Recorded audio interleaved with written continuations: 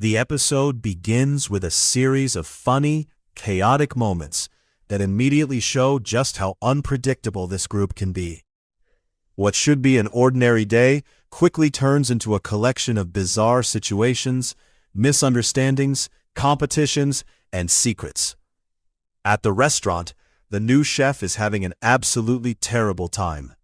He has been trying everything he can think of to earn the respect of the other employees, but instead of welcoming him, the staff seems determined to make his life miserable. They constantly prank him, deliberately create fake problems, and make him question whether he can actually survive in his new position. Despite all the humiliation, he refuses to quit. This job means far more to him than just getting a paycheck. Becoming a professional chef has been a dream he has worked toward for years.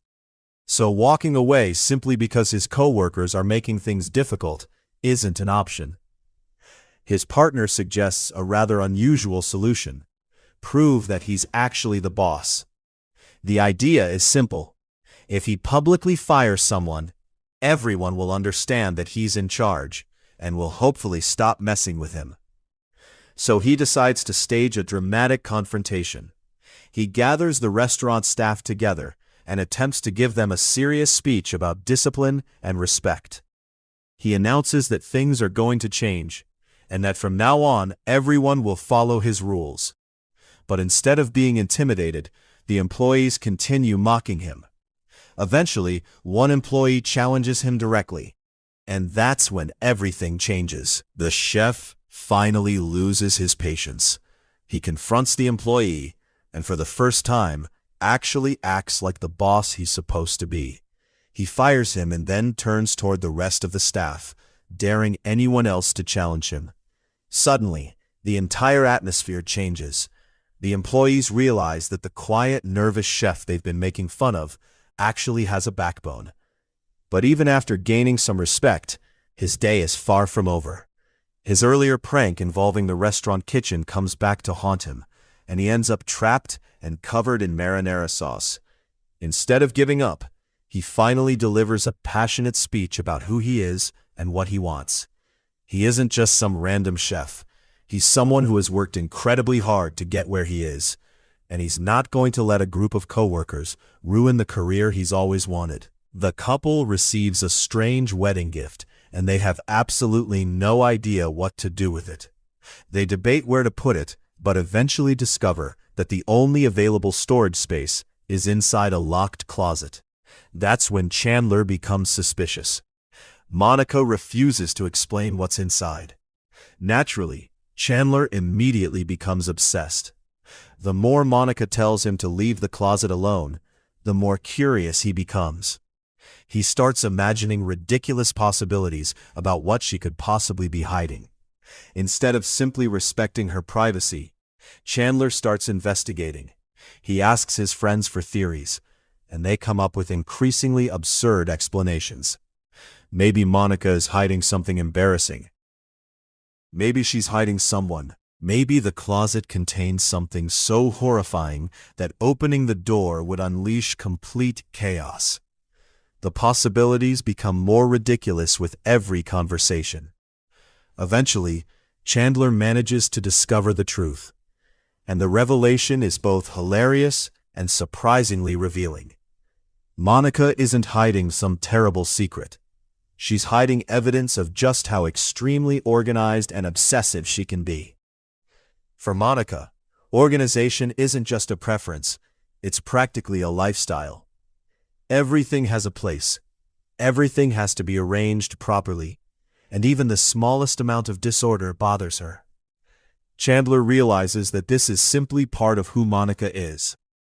He jokes about it, but underneath the comedy, he also makes it clear that he loves her exactly as she is.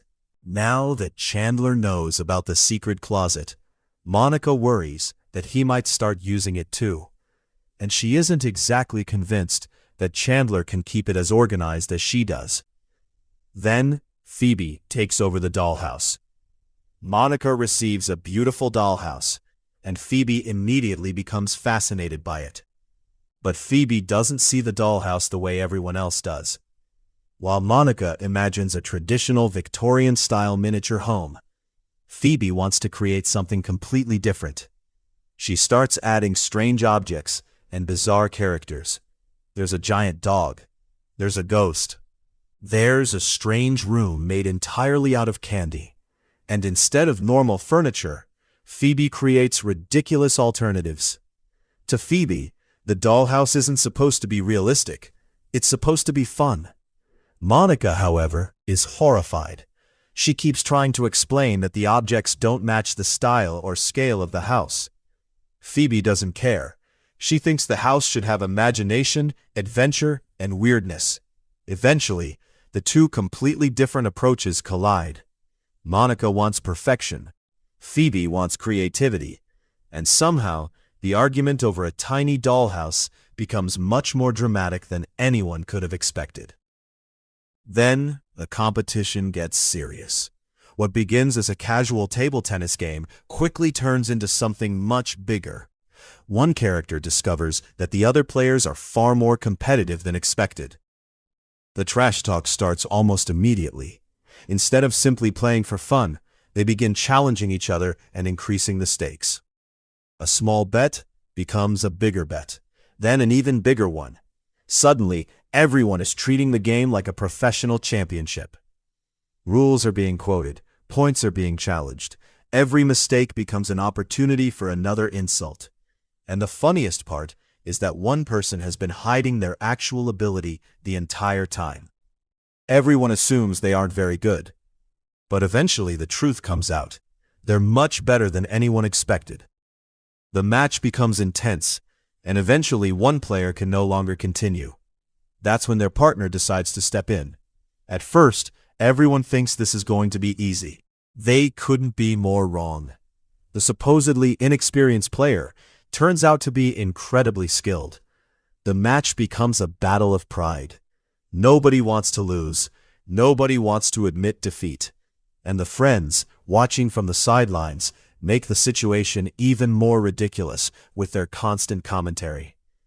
Eventually, the competition reaches a final deciding point. The pressure is enormous. One mistake could end everything. And when the winning shot finally happens, everyone is completely stunned. The person who seemed like the least threatening player turns out to have been hiding their talent all along. Meanwhile, the shopping trip becomes a war. Another storyline follows a group of friends searching for a special dress. They discover a store where a limited number of dresses are available, and suddenly everyone has to compete to get the one they want. The doors open. People rush inside. Everyone starts searching. The atmosphere becomes more like a sporting event than a shopping trip. The friends try to stay together, but the crowd separates them. One person finds the perfect dress and immediately claims it. Then someone else recognizes it, and suddenly there's an argument. Neither person is willing to give it up. The situation escalates as more shoppers begin fighting for the same limited items. The friends try to help one another, but their plans quickly fall apart. Eventually, they realize that finding the perfect dress isn't going to be nearly as easy as they expected. Then another secret creates relationship drama. Back at home, the group begins noticing strange behavior. Someone has clearly been hiding something. Another person tries to explain the situation, but their story doesn't quite make sense. Questions start flying. Where were you? Who were you with? What happened? Why didn't you tell us? The explanations only create more confusion. At one point, an obvious mark becomes impossible to explain away, leading everyone to immediately start asking questions. The person involved desperately tries to create a believable story, but the more details they provide, the less believable the explanation becomes. Eventually, the truth starts coming out. And as usual, the friends are far more interested in the drama than they probably should be. The cooking class creates another hilarious moment. One of the characters attends a cooking class despite already being a professional chef. At first, the class seems completely ordinary. Everyone is learning basic cooking techniques. But then the instructor discovers that one of the students actually works professionally as a chef. The situation becomes awkward. The professional chef is embarrassed because they recently received a terrible review at their restaurant. They've started questioning whether they're actually good enough. But then the instructor reveals something unexpected. They've eaten at the restaurant before, and they genuinely enjoyed the food. Suddenly, the chef realizes that one bad review doesn't define their entire career. The reassurance gives them a much-needed confidence boost. For the first time in a while, they start believing in themselves again. And then comes the biggest secret. Toward the end, the group is dealing with another complicated relationship situation. A secret involving a night in Atlantic City finally comes to light. One character reveals that while he and his friend were at a bar, another woman was showing interest. Eventually, she approached one of them, and something happened between them. The revelation immediately creates tension. Everyone wants to know exactly what happened. The person being accused is suddenly under pressure to explain himself. The others can't believe that this secret was kept hidden for so long. What makes the situation even funnier is that the person revealing the secret realizes that this information could have serious consequences. And just when it seems like the situation couldn't become more complicated, the conversation cuts off at the worst possible moment. The episode brings together several completely different stories, but they all revolve around the same themes: trust, relationships, competition, insecurity, and learning to accept each other's weird personalities. The chef struggles to prove himself at work, but eventually learns to stand up for himself. Monica's secret closet reveals just how extreme her obsession with organization really is.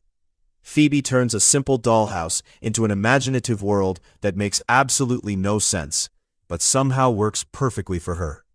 A casual table tennis game becomes a battle of pride when hidden talent is revealed. A simple shopping trip turns into complete chaos as everyone fights for the perfect dress.